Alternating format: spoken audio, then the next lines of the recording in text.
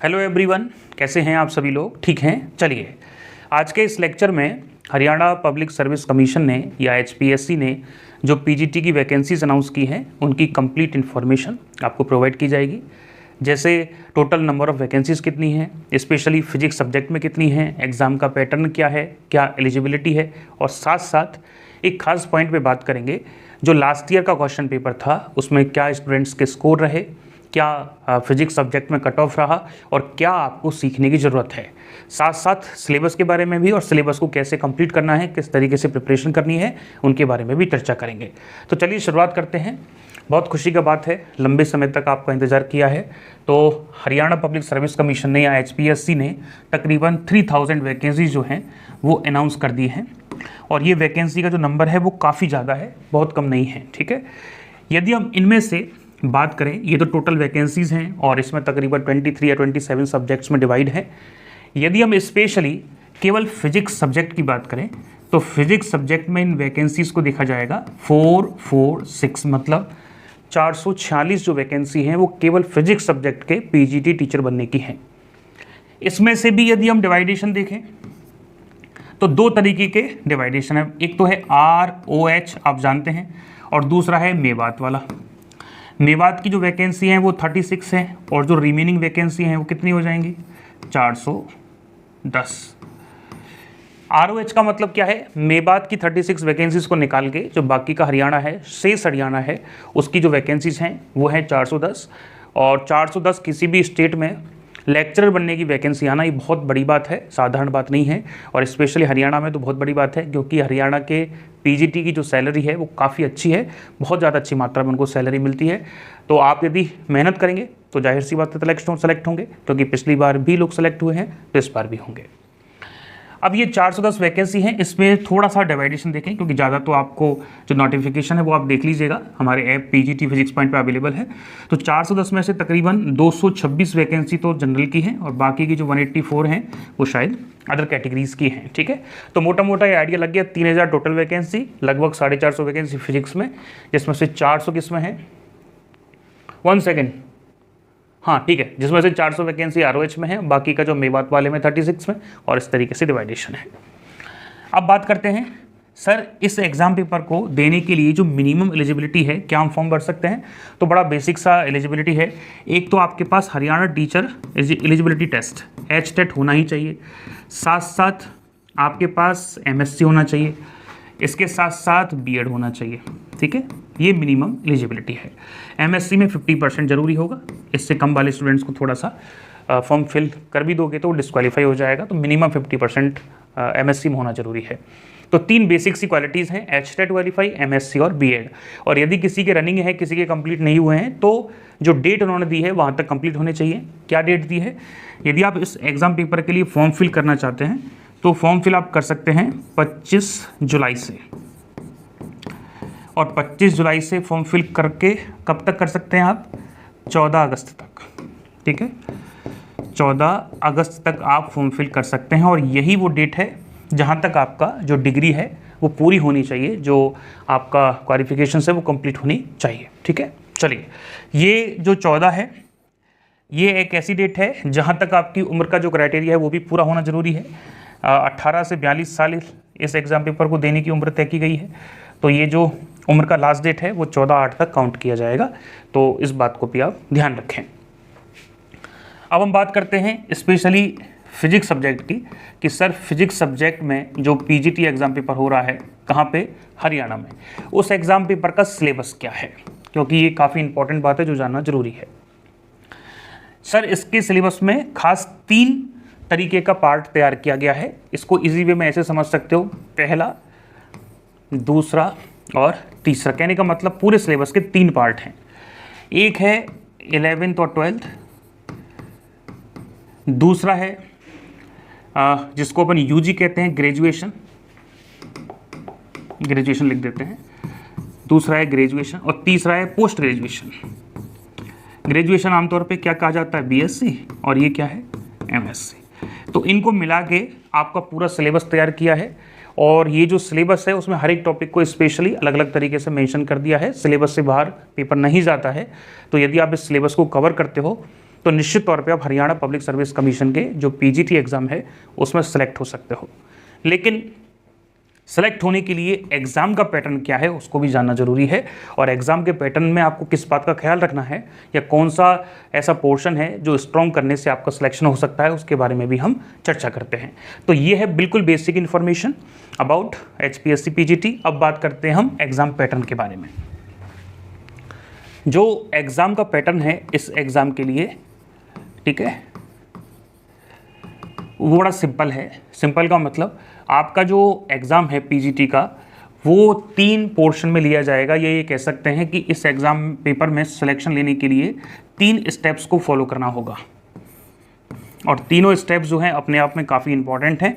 हर एक का contribution important है बट इक्वल नहीं है, ठीक है। जैसे फर्स्ट स्टेप है, आमतौर पे इसको कहते हैं, वैसे एक्चुअल नाम इसका स्क्रीनिंग टेस्ट है, स्क्रीनिंग टेस्ट, और इजी वे में कहते हैं इसको प्री। मतलब इसको क्वालिफाई करने के बाद आपको जो सेकंड पेपर है उसके लिए एलिजिबल माना जाएगा, दैट इज द मेंस। जो प्री को क्वालिफाई करेगा वो कौन सा एग्जाम पेपर देगा? मेंस का एग्जाम पेपर देगा। और इस स्क्रीनिंग टेस्ट जो है या प्री जो एग्जाम पेपर है इसको क्वालिफाई करने के बाद मेंस दोगे, और मेंस में जो क्वालिफाई होंगे वो क्या देंगे? इंटरव्यू। इस तरीके से 3 स्टेप का कार्यक्रम है, ठीक है। स्क्रीनिंग टेस्ट की बात करें तो इसमें मिनिमम 25% नंबर लाने जरूरी हैं। सर ये तो बताइए कितने क्वेश्चन आएंगे? बिल्कुल, इसमें जो क्वेश्चंस की संख्या है वो है 100, और जो नंबर हैं हर एक क्वेश्चन 1 नंबर का है, तो 100 नंबर का आपका एग्जाम पेपर है। तो 100 में से 25 नंबर यदि आप ले आए तो इस एग्जाम पेपर में क्वालिफाई माने जाओगे, और यदि नहीं ला पाए तो आप डिस्क्वालीफाई कर दिए जाओगे। जो स्टूडेंट इस एग्जाम पेपर में क्वालिफाई हो जाएंगे तो टोटल वैकेंसी का 4 गुना स्टूडेंट लेके उसको मेंस के लिए एलिजिबल माना जाएगा, ठीक है। चलिए, तो कुल मिला के जैसे फॉर एग्जाम्पल 100 वैकेंसीज हैं और एग्जाम 25% से ऊपर नंबर लाने वाले जो स्टूडेंट्स हैं उनकी संख्या 800 या 1000 है, तो उसमें से 100 वैकेंसी है तो 100 का 4 गुना 400 ऐसे स्टूडेंट होंगे जिनको मेंस देने का मौका मिलेगा। तो ऐसा नहीं है कि 25% नंबर ही लाने हैं, मिनिमम 25%, इससे ऊपर आप जितना अच्छा लाएंगे मेंस के लिए उतना ही अच्छा रहेगा। तो 25% मिनिमम हो गए, 100 क्वेश्चन हो गए, 100 मार्क्स का एग्जाम पेपर है। इसमें भी एकदम क्लेरिफाई किया है कि 80 जो क्वेश्चंस हैं वो तो आपके फिजिक्स सब्जेक्ट के हैं, ठीक है।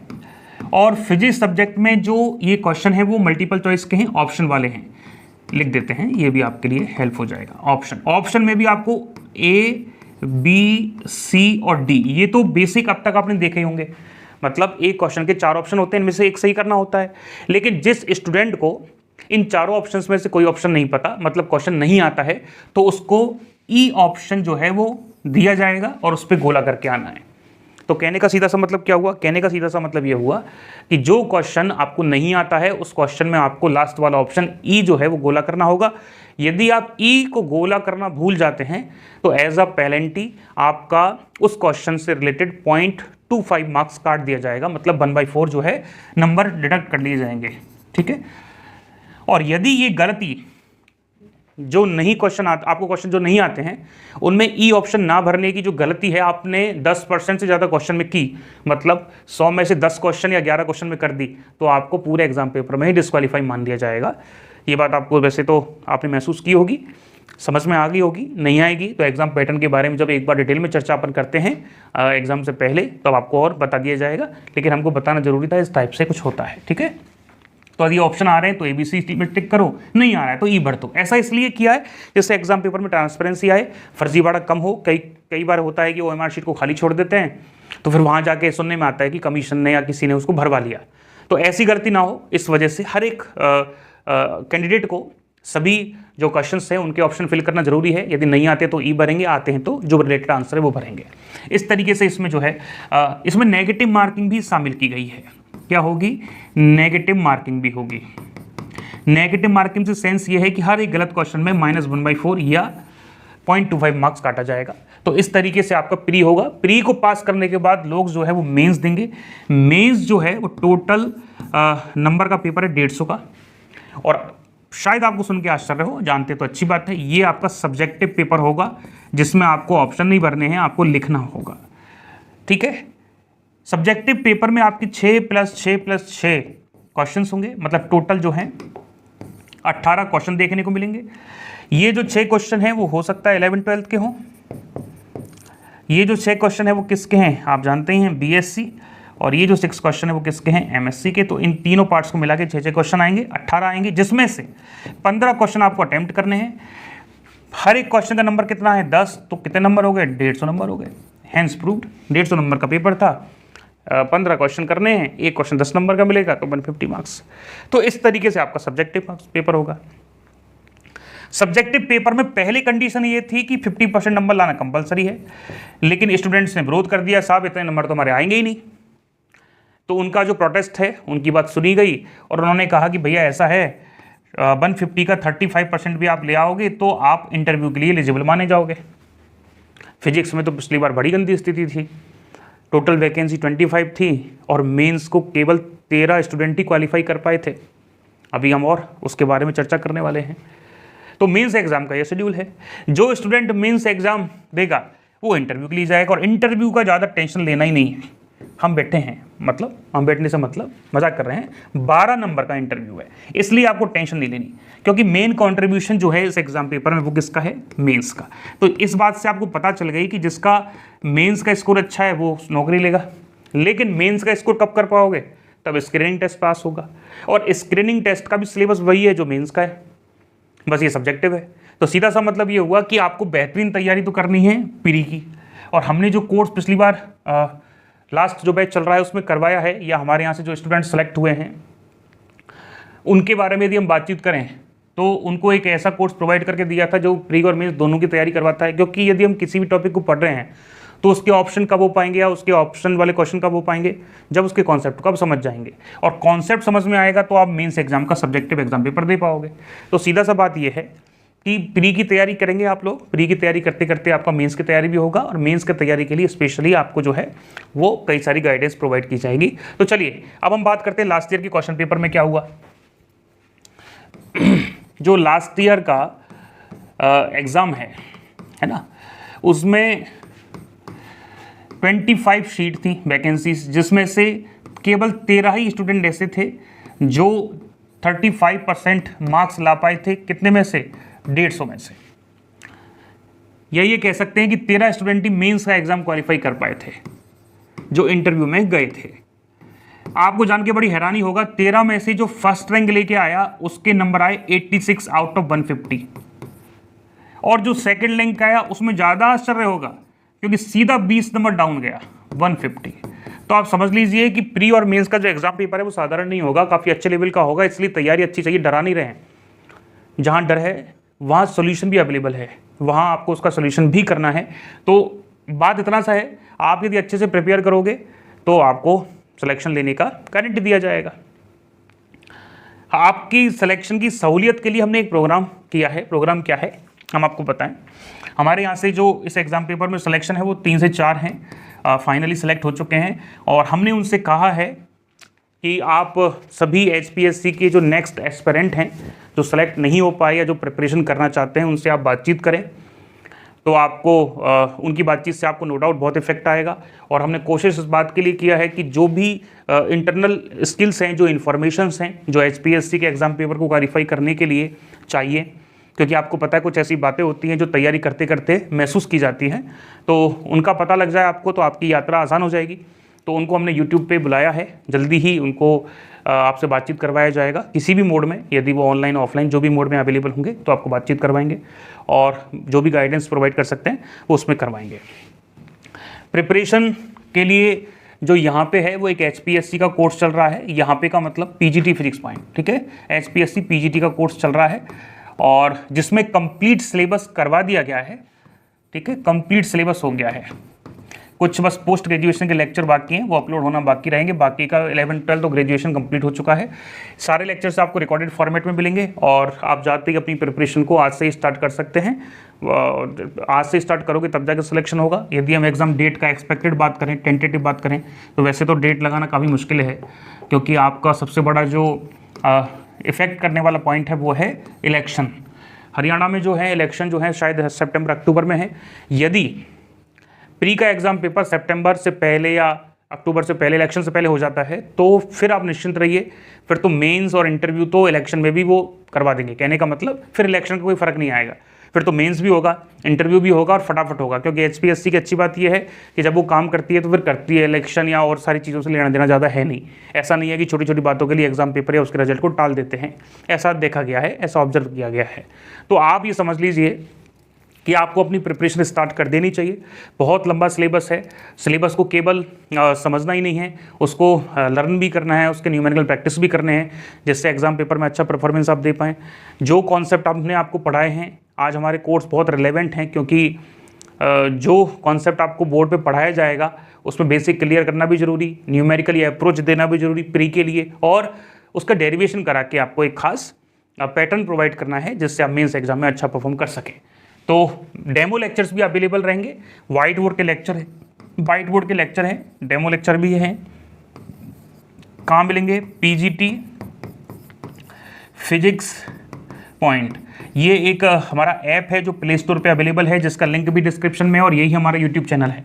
ठीक है, तो आप यहाँ पे एचपीएससी का सिलेबस देख सकते हैं, नोटिफिकेशन देख सकते हैं, वैकेंसीज के बारे में देख सकते हैं, जो लास्ट ईयर के क्वेश्चन पेपर्स हैं वो देख सकते हैं, और जो कोर्स हम करवा दिए हैं वो आप देख सकते हैं, जिसमें पोस्ट ग्रेजुएशन के कुछ लेक्चर्स बाकी हैं वो करवाना जरूरी है।